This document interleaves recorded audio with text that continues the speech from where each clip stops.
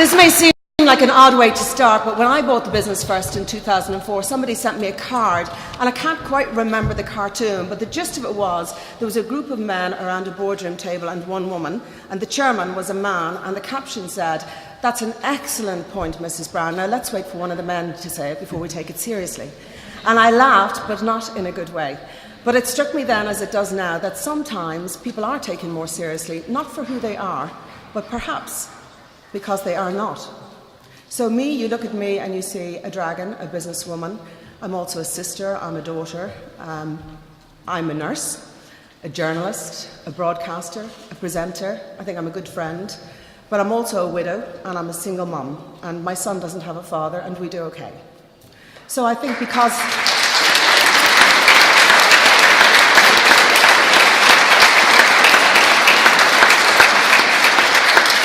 I think if I was to tell you what I'm not, I'd have to continue by saying I'm not a member of the Labour Party. I'm not a member of any organisation. I'm not affiliated to any group.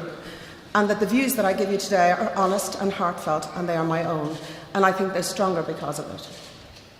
I've no vested interests in standing here except one, and that's equality.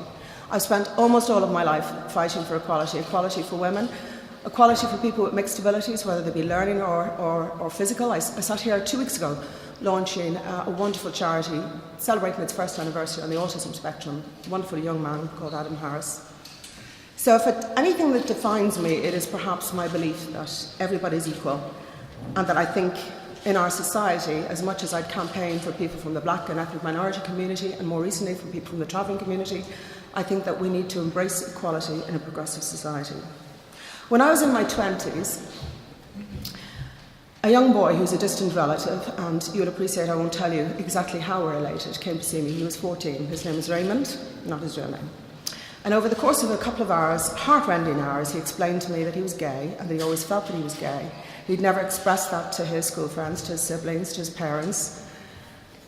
And we discussed it. He felt that he couldn't, at this moment in his life, do that. He also he was very depressed, he had very suicidal thoughts. He became very close to me, and he's still very close to me. That young boy is now a grown man, and his family and his siblings and his friends still do not know that he's gay. When they visit the house, his partner moves out, all vestiges of his presence are removed. He doesn't invite his work colleagues to come home. I'm a big supporter of his career. I've urged him to go for promotion once or twice. He won't go for promotion for fear that it might expose his private life. He was a very talkative and animated young man. He stays silent. He is so afraid that he may speak and that he may, in some way, reveal his inner self when he's at work, that he remains silent and quiet.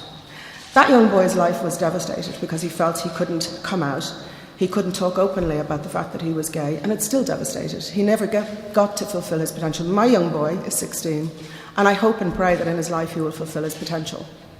Unlike Raymond, who has lived in a shadowland of his life, he's never been able to fulfill the potential that nature, nurture, his parents, his education gave him. This vote, I think, is about that young man, about all the girls and boys and men and women in our society who are still, sadly, and there's a lot of them, unable to speak openly about their sexual orientation. Their life choices are limited because of that, because society still discriminates, still marginalises them. And I think that by voting yes, I firmly believe it, that by recognising their right to marry, we as a society are acknowledging their place in our country as equal and valued citizens. And a yes vote will also have wider consequences for us as a country. In business, it's what I know best. Reputation is everything. Over the last few years, I've sat in News Talk and many other studios, and I've read out international headlines that has not shone a good light on Ireland. I'm not going to reiterate the cases, you know them already. These incidences don't show us as the island we imagine we are. A yes vote would show the world that this tiny, once insular island had truly been transformed into a global nation that embraced diversity. Our history, what happened in our past, must not and should not define our future. I think all my hopes and dreams for Ireland in the future is bound up in us embracing equality for all. And this vote, well, it takes us one step closer, but the ripple effect could be monumental. We go out into the world and we want people to buy from us, to invest in us, to visit us, to work here, to live amongst us. Ireland needs to welcome all, and that means embracing and cherishing all those who want to do business with us, regardless of their sexual orientation. This vote will affect a minority of the population. The reason why the majority gets to choose is precisely because it has wider consequences that are significant. And don't let anybody tell you otherwise. I hope, as I go around the country and meet people, that they will take the argument seriously, that they will read the wording of the referendum properly, that they won't be persuaded by things that cloud their judgment. Because at the end of the day, come referendum day, this is a private decision. All that's involved is pen, paper, and somebody's conscience. We have a few weeks to get that message out. Whenever I'm in business and I'm unsure about what decision to take, I weigh up the pros and cons. I try to list all the things that could happen if the decision was one way as opposed to the other. So what happens if we vote yes? Well, people of the same sex can get married. It's as simple as that. And we send a strong signal to the world that we're a progressive, inclusive society. It won't make other marriages any weaker. It won't make parents love their children any less. It won't bring a father back to my son. It's not going to change that either.